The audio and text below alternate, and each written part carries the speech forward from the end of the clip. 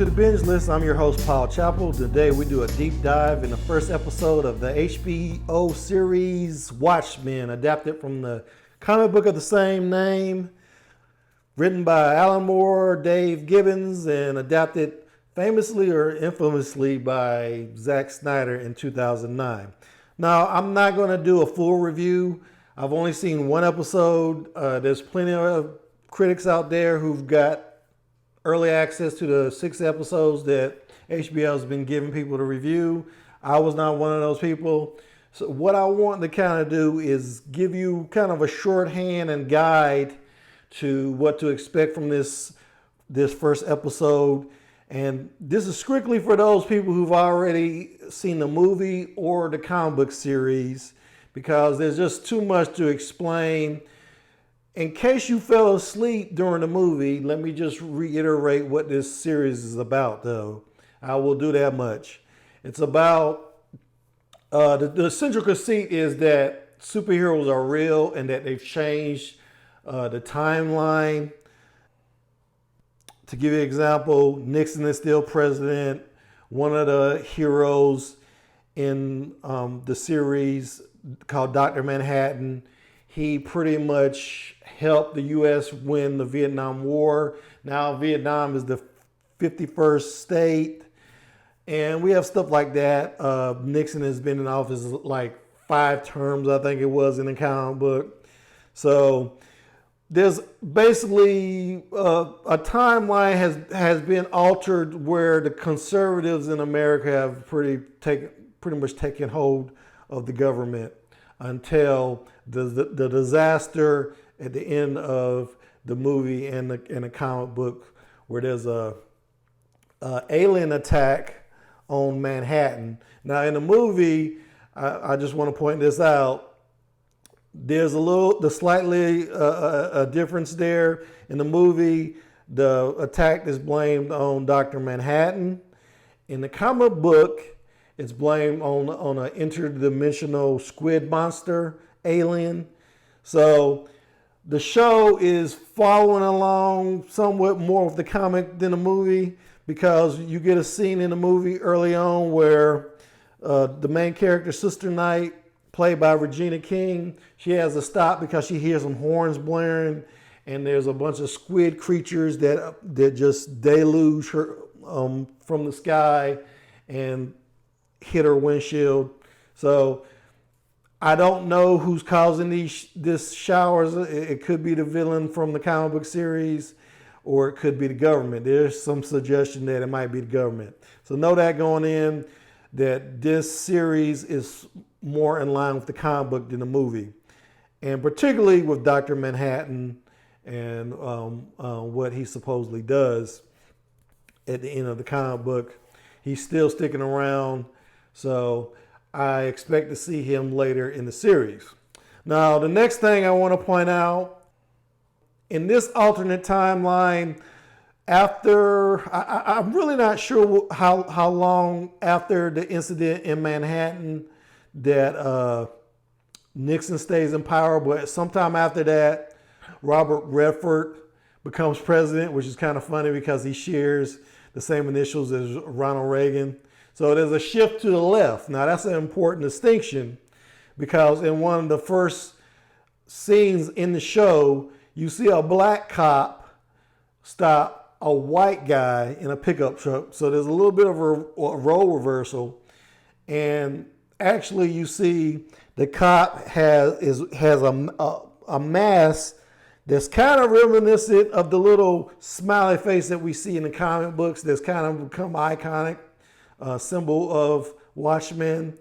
You know, I know a lot of people watching this were thinking probably what I was thinking. That's a terrible thing for a cop to have to wear. I mean, if a criminal is going to shoot you, that would be the first place I aimed at, that brightly colored gold mask.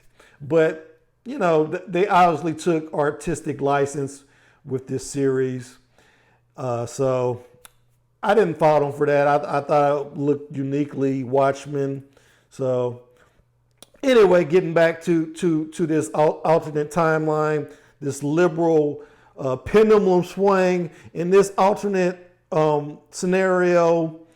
Cops have been neutered a little bit. The cop goes back to his car. He recognized that the driver is a member of the 7th Cavalry, which is a white supremacy group. I will come back to them a little bit later. But he has to get permission to unlock his gun. So in this scenario, like I said, a lot of cops are black.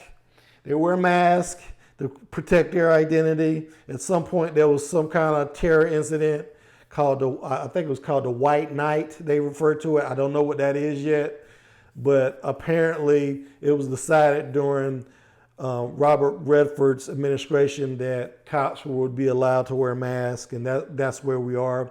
But there's a term that comes up during this episode called Redfordations. Now that's a code word, another word, kind of like Obamacare.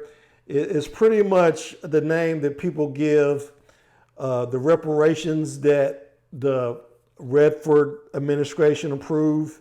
Now in this scenario, and Damon Lindelof, he's the showrunner of this series.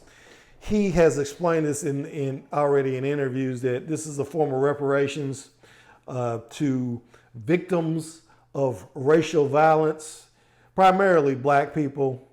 But these can't speak today. These reparations pretty much make most black people exempt from taxes, which is how they get their money. So know that going in, Redfordations or reparations. So the last thing I probably want to cover is the 7th Cavalry, spelled for K. It's a white supremacy group who has served as the main antagonist in this first episode. Now, you probably know, if you're a student of history, the 7th Cavalry was a regiment led by Colonel Custer at the Battle of Little Bighorn. But the thing that's probably confused anybody who's seen this episode is the fact that they all wear Rorschach masks. Now, you're probably confused because in the comics and the movie, it seemed like Rorschach was one of the good guys. Well, you would be wrong about that, because if you read any interview with Alan Moore, he will tell you that Rorschach was more of a right-wing caricature meant to kind of make fun of somebody like Batman. He's more akin to Punisher than Batman because he kills people, and he was never meant by Alan Moore to be admired.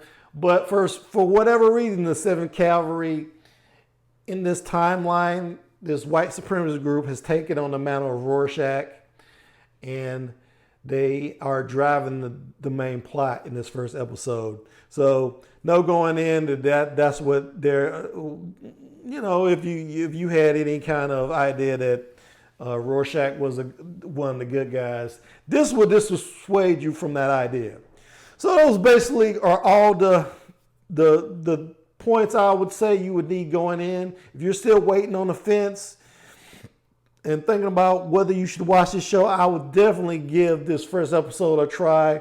I'm going to be doing a more in-depth review when I've seen more episodes. I usually, have to see about 3 episodes whether I know I'm going to like a series and whether I feel like I can do a recommendation. But that's pretty much all I got for today. Watchmen, look for it on HBO. And until my next review, I will see you when I see you. Thanks for watching.